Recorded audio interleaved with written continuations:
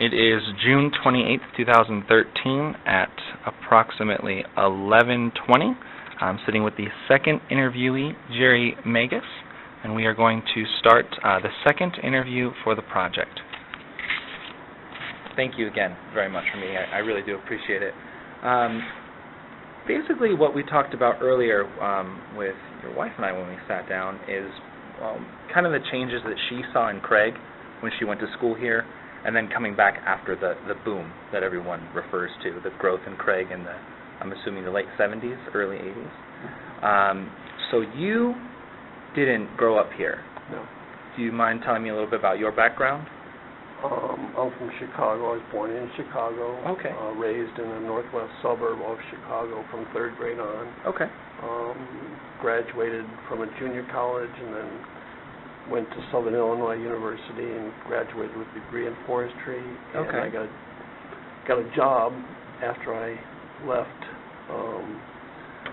after I graduated SIU, and then my buddy was working up in Wyoming. Okay. About a Casper, and he said jobs are all over, and so I headed my car up. It was a 66 Dodge Polara. Okay. And so anyway, I headed out in December. That's when I graduated of 78.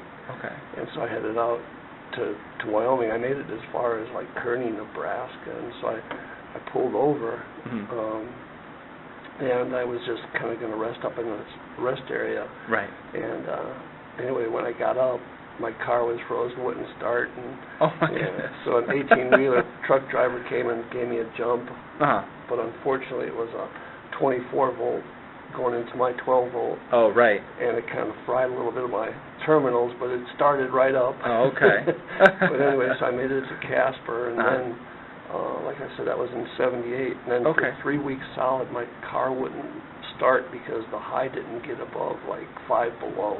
Oh, wow. For 3 weeks straight. Okay. So anyway, and then I got a job surveying with Centennial Engineering, and so I did that for a while. Then a job came available for the Division of Forestry, the State of Colorado Division of Forestry, and I took that. Okay. And that was a great job. Right. Anyway, and so then it was temporary, and so then I found I really couldn't make a living in forestry because they were all seasonal, and so I decided to go back to the University of Wyoming, and that's where I met Bettina, my wife. Right. And so then we moved to Denver after we graduated. Right. And we had various jobs in Denver. I was actually selling insurance and investments for Prudential, and then the Credit Union League, which represents all the credit unions of Colorado. Oh, right, okay. So I would do seminars and put them into different type of investments. Okay. And then the market crashed in 87. Right. So then I decided that's not what I wanted to do. So we came back to Craig, and that was 87. 87, okay. 87 came back to Craig. Okay. Hopefully that coincides with the year she said. It was 80. I'm pretty sure because I got on. She didn't give an exact year, but you're both in the same time span. So I remember getting on with Colowyo in 88. Colowyo, yeah. Then that's what did they do again? They're the coal mine. They're the coal mine. Okay. Between here and Meeker. Right. Okay. Okay. And then. Anyway, we just didn't want to be in Denver anymore because it was such a big place. We wanted to move to a smaller town, and her grandmother's house was available. Okay. Because no one was living in it, and Vic still owned it. Vic, her dad, Vic Beckett. And so we moved in there, and we were paying rent, and we now have rented to own because we own the place now. And so anyway, that's pretty much it. Yeah. So that was the whole process of coming to Craig. Okay. And what was Craig like? You lived in, at this point, you said Chicago, Denver, and then small towns in and around the area. What was Craig like? Craig was actually a very efficient little town as far as, because I was in Wyoming. I was in places like Mountain View, Wyoming was the closest town at that time. 50 miles away, I was out in working in the Division of Forestry, and so we were out in the boonies. Right. So when I came to Craig, it was actually like pretty well sized. Right. Okay. So it worked for me. Okay. And anyway, I loved the hunting and the fishing at that time. And right. so it was a quieter place than it is today. It just seems different in the sense that you don't know a lot of people anymore. Right. That's something your wife was saying as well. There's more transient types, and so that's been different. Right. And a lot of the people that were here, and the mine has gone through a lot of different people that, when I first started, they've come and gone for various reasons. That's a tough company over there because they keep switching personnel. And right. I was there going on 25 years. Oh, wow. So, but now I've retired, took early retirement, and I'm trying to do something different now. Okay. And just something that I enjoy. No, for sure. Yeah. For sure. So how has the mine changed? If in 25 years you've seen, like you said, a lot of people coming in and out. How has that changed? The mining business and people you work with. Yeah. Well, we've had 3 different owners. Oh, wow. Yeah, it was Grace when I first came, and that was a very family-oriented company. Really? Yeah. Okay. Grace we always had, they treated their people really well, and they were making a lot of money at that time. Right. I guess the contract with the plant, they were supplying 2.2 million tons to the plant. Oh, and they wow. had various other contracts when I came. It was approximately 4.2 million ton operation at that time. Wow. 4.4. Well, then it increased to close to 6 million tons. Wow. When was that? That was in the peak before Rio Tinto, or at that time Kennecott bought us. Okay. And then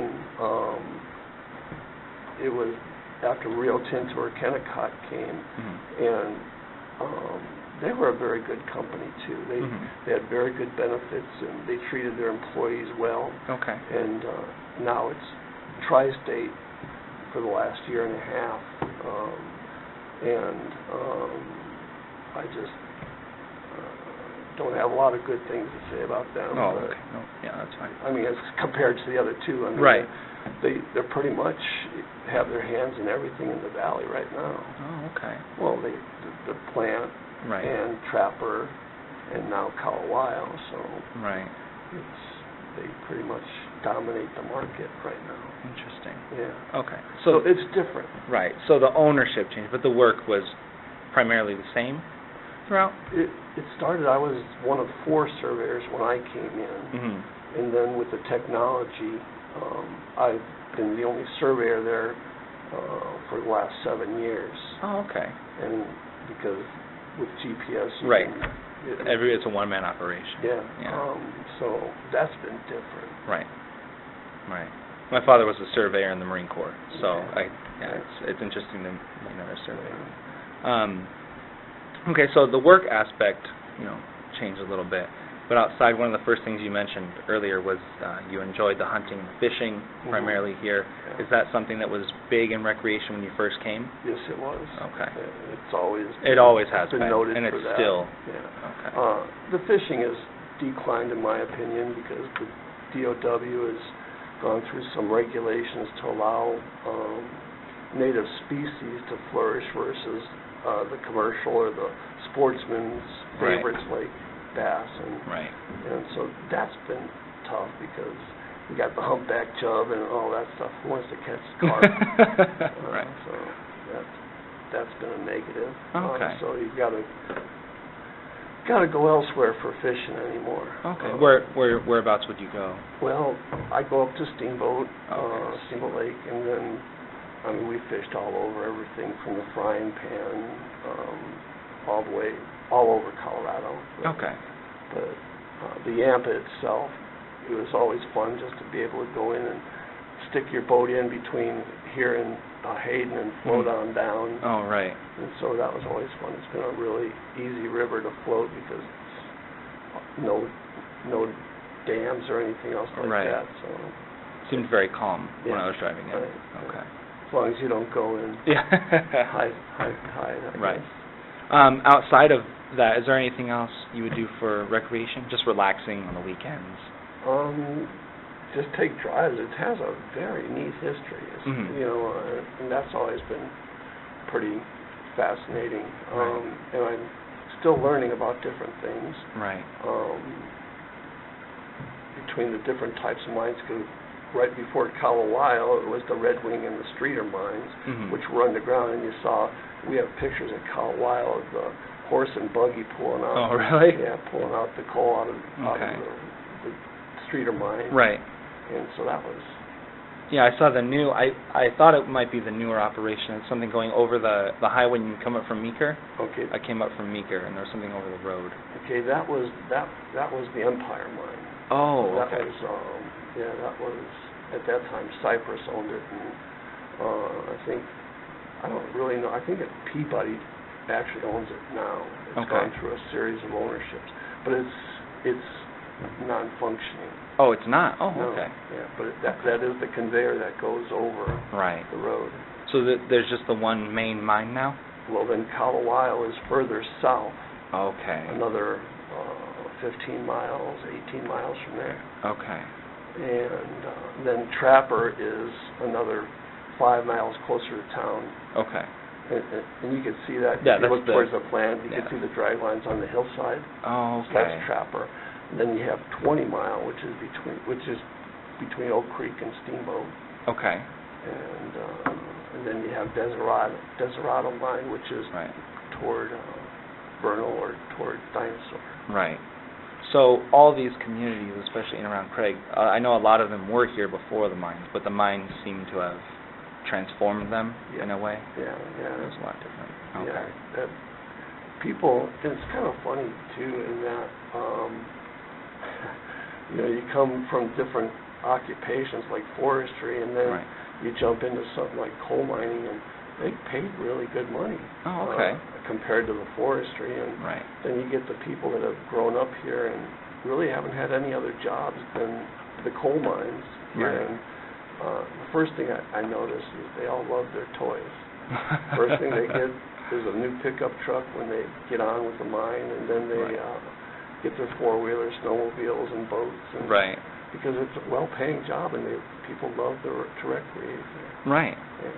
Right. So there are opportunities then for people to come up in the mines still. Oh yeah, I mean, you can make more money here than even with a degree in this city. Right. I mean, it's one of the better paying jobs in our economy okay. right now. Okay. Have you seen any type of change with the community just relying on the mine then for jobs for economic growth in general? Yeah, it's the main definite, the main conveyor. kicker, yeah. Right. Okay. With all of this going on, how have you seen change in not just the economy necessarily or in recreation, but just in the town in general? How can you tell me about the different people? You said you see a lot more transient type people moving through. Yeah. How has that been changing since you came? Well, the history with my wife's family, they grew up here, and her dad homesteaded out. Right.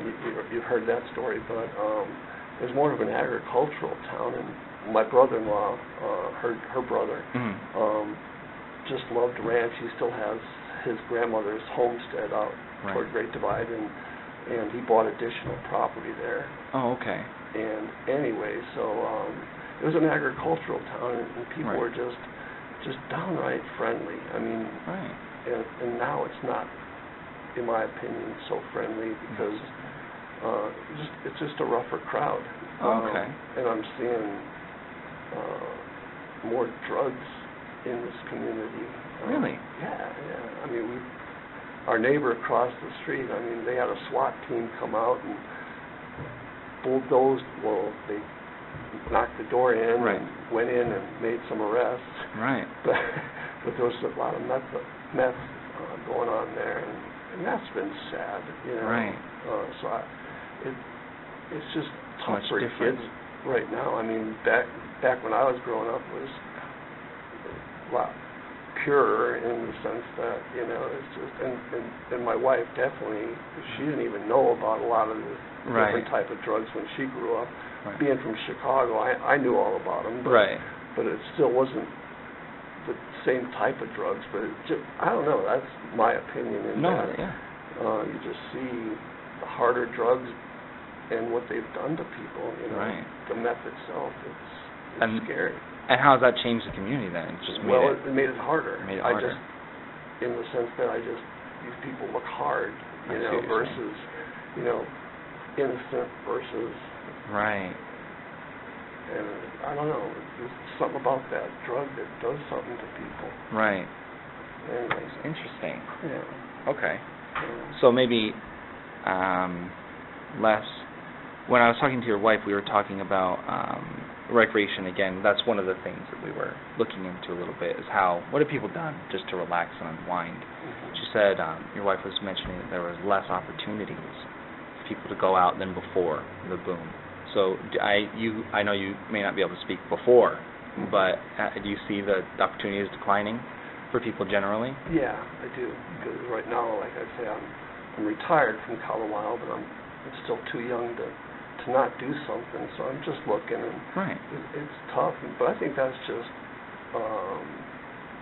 you know, just common from the economy itself in general. Mm-hmm. You know, all over the United States, it's tough. Right. I mean, I don't believe the employment numbers of 7.6%. You know, I think it's much higher. Right. And so it's a tougher economy right now. Right. And it's harder for people. And we're starting to feel it here too, because the mines are laying off. They're cutting back. Really? Well, yeah, they're trying. They can downsize now because of the technology. Oh. And so they can produce a lot more coal with a lot less people. What is the? I'm I guess a little bit new to that. What's that new technology look like? Well, the surveying end of it would be the GPS, right? Where you can do, one person can survey, you know, by himself now. Right. From the mining aspect, they put the GPS on all the dozers and a lot of the different equipment, and they can basically do a lot of things that originally would take a surveyor to have to put out stakes for. They can do all that, and that's part of it. And just the size of the equipment, you know, went from 150 ton to 170 ton trucks to 240 ton trucks. Wow. And you know, you can fill up a 240 ton truck with 2.5 scoops from a shovel. Right. One of their P&H shovels is what we have. Right. Anyway, which I believe it's like close to a 30 to 40 some yard bucket. So. Wow. Yeah, that's a lot of material. But anyway, 240 ton truck. That's a lot of material. Yeah. But 2.5 scoops from a shovel will fill that up. Wow. Yeah. So they can move a lot more. Yeah, they can move it faster, and just the technology in the office, you know, with the different types of AutoCAD, which is a computer-based program that allows you to design ways you're going to mine something, or what else does it do? It just gives you the freedom to be creative. Right. And that's been one of the technologies that allow engineers to get a lot more done. They can do anything from cross sections to mine modeling. Wow. Yeah. And so in the old days, they'd have to do that all by hand and paper. And right. So that's changed. One thing I did notice, though, is that Trapper has always been the Trapper mine. Mm-hmm. They've pretty much been that a lot of these kids that started right out of high school, they're still there. Right. And that's just seemed to be the anchor of this community in that it hasn't been as